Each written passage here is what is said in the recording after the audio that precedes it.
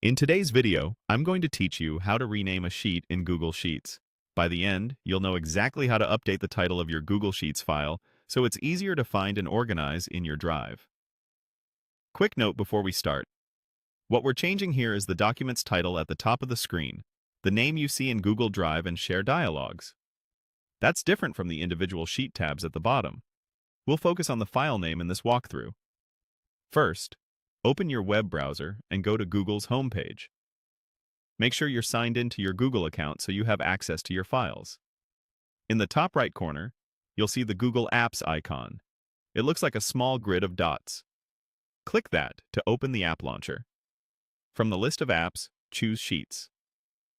This takes you to the Google Sheets home, where you can see your recent spreadsheets and templates. Next, open the spreadsheet you want to rename. You can click it directly from the recent list, or search for it if you have many files.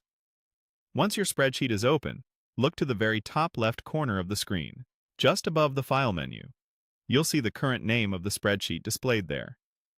Click directly on that name. This will highlight the title and make it editable.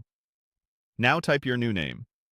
Choose something descriptive so you and your collaborators can instantly recognize the file.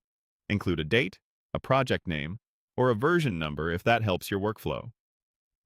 Clear names make searching and sorting in Google Drive much easier later. If you're standardizing naming across a team, stick to the same format to keep everything consistent. When you've entered the new title, press Enter on your keyboard to save it. Google Sheets saves changes automatically, so there's nothing else you need to do. You'll see the new name update immediately at the top of the spreadsheet, and it will also update in your Google Drive. Anyone who already has access to the file will see the new name the next time they open it, and share links will still work as before. If the title doesn't let you edit, you may have view-only permissions. In that case, you'll need edit access to rename the file.